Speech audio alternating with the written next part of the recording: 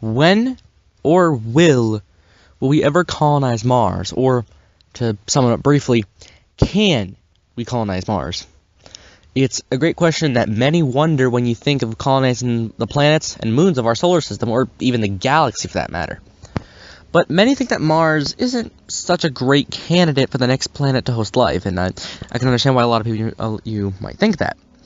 And that is mainly what we're going to discuss today with, of course, technology. Could we colonize Mars one day? And if so, when? And if so, how? But mainly, let's begin with the atmosphere of Mars. You may think, well, Venus, Earth, and Mars are like father, mother, and son. A lot of people think that. A lot of people think that Venus is kind of like a sister, Mars is like that really weird guy who hides in a room, and Earth is like the angel. But in this case, like I said, Earth is the angel in this situation, and Venus would be like the sister from, and I'm gonna hate myself from saying this, but just picture this as like really dumb. Like Venus being like the sister from hell, let's face it. And Mars is like kind of like that really weird kid you don't want to mess with. He's in his room all the time. But in terms of Mars, as it goes in atmosphere, mainly we know that Mars consists of 0.146% oxygen, which is kind of low. Let's just picture that a second. 557 hundredths, so 0.0 than that, of carbon monoxide. 1.9, we'll just say because that's 1.89, but we'll say 1.9 because we're rounding, of nitrogen, and 1.93% of argon. You're probably thinking, well, what's the rest? Because that doesn't equal 100. That is because 95.97, or we'll just round it up to 96% of the atmosphere on Mars, is carbon dioxide. Just think about that a second. Now, naturally, you'd probably expect, well, then shouldn't Mars be more like Venus, where on Venus, carbon dioxide blocks all the sun's heat, so it just traps all that heat inside and heats up Venus now to where it's like 800 degrees Celsius over there. That's why I said Venus is like, that H word that I don't want to talk about. But Mars, compared to Venus, doesn't have that thick of an atmosphere, because Venus's atmosphere is a lot more thicker, and that's why everything sticks under there. But Mars is a lot thinner, because Mars's atmosphere is actually so thin that Mars's atmosphere is so thin, it's equivalent to what about Earth's atmosphere is at 1%. It's equivalent to about 1% of Earth's atmosphere at sea level. Let that sink in a second. It's interesting. But of course, Mars doesn't have much oxygen and nitrogen as Earth does, because Earth, like, oh my god, we're smoking weed up here. Surprisingly, you might think, well, oxygen probably reigns on our planet, but in fact, you're actually kind of wrong, because the most abundant element in Earth's atmosphere actually isn't oxygen, it's actually nitrogen, because nitrogen takes about 78% of Earth's atmosphere, which is a lot. And only 21% makes up oxygen that we breathe every day. It's what keeps you. It's what you're breathing as you sit and watch this video right now. So even if we wanted to live on Mars, we needed oxygen, and the planet does not have enough oxygen. It only has a tenth of like 1% almost. So it's like not much.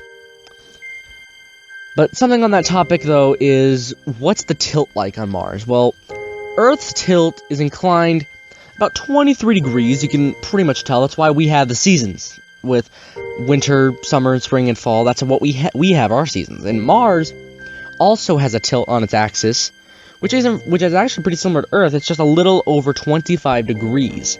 And if I want to be exact, Mars' tilt is actually exactly 25.19 degrees. But moving on to one of the biggest questions, though, this is kind of the reason why Mars actually lost most of its atmosphere billions of years ago, and that's because of its magnetic field.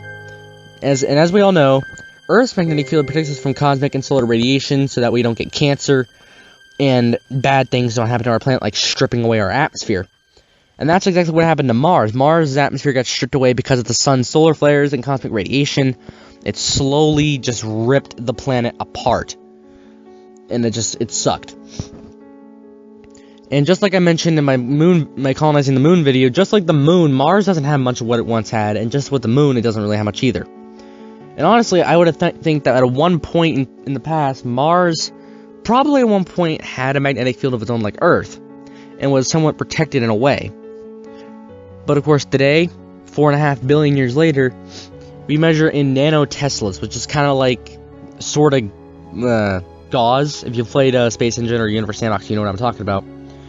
But Mars's atmospheric strength, or no, not atmospheric strength, Mars's magnetic field strength measures in at about 1,500 nanoteslas, or in this case, it's about 16 to 40 times less than Earth's magnetic field, and Earth's magnetic field clocks in at 25 to 65,000 nanoteslas, or about 0.25 or 0.65 Gauss units, or G.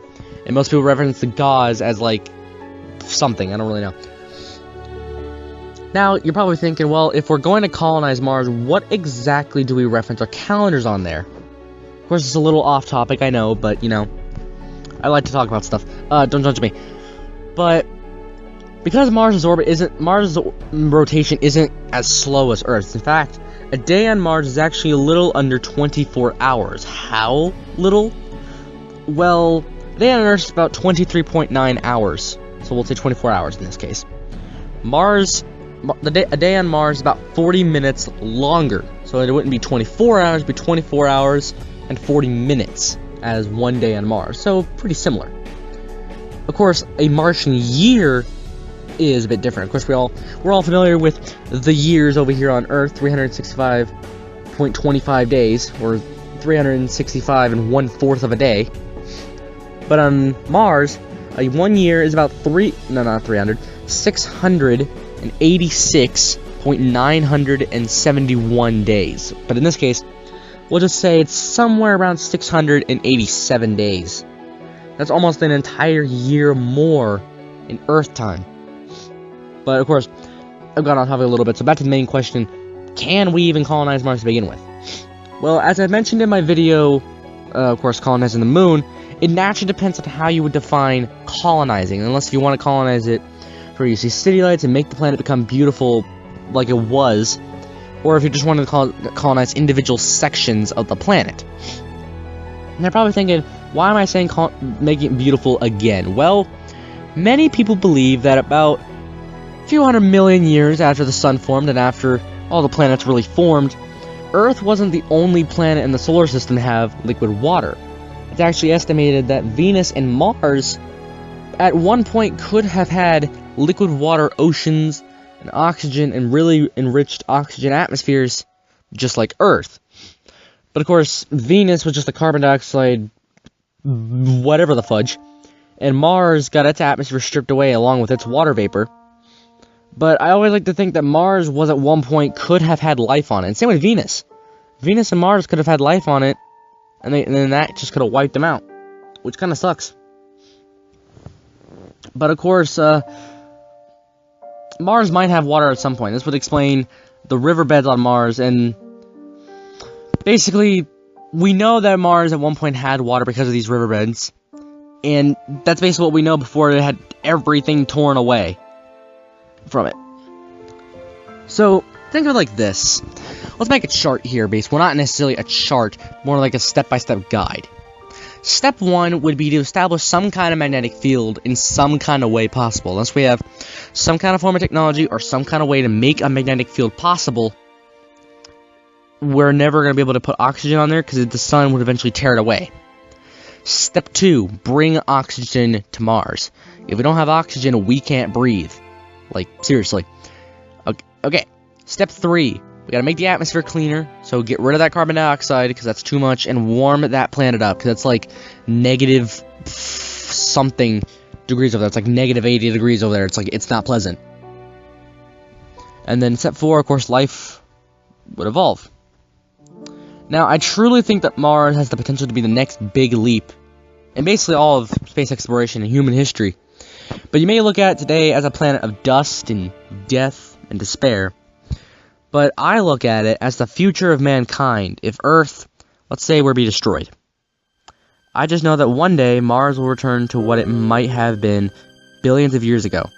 Okay, maybe Venus might too, but you know, that's just a possibility, and that's for a future video. But Mars is like the sun who's in the bedroom and is wanting to break free. But I know that one day when Mars is an ocean and life-filled planet, we'll look back on what it once was, and the hole that left Earth as the, well, still standing habitable planet in the solar system. We're the only one. Think of it like this. When the sun enters its red giant phase in about 600 million years from now, which is when the sun will expand into a red giant and swallow Mercury and Venus and possibly Earth, it'll take a few million more from Mars to know, like, it's time to get out of here. Like, it's time to get everybody out of here. So we have these next few 100 million years to at least test. To test and see if we're ready to terraform planets. Because we can see planets that could support life through telescopes and radar scanners, or whatever the heck you want to call them. And we think, well, sure, maybe they have life on them. They have perfect conditions, but we don't know that. But if we truly ever want to terraform our planet at some point in the future, well, Mars, well, it's a very good testing ground. And it's a very good start to the future of, well, what could be all mankind. And as always, thanks for watching.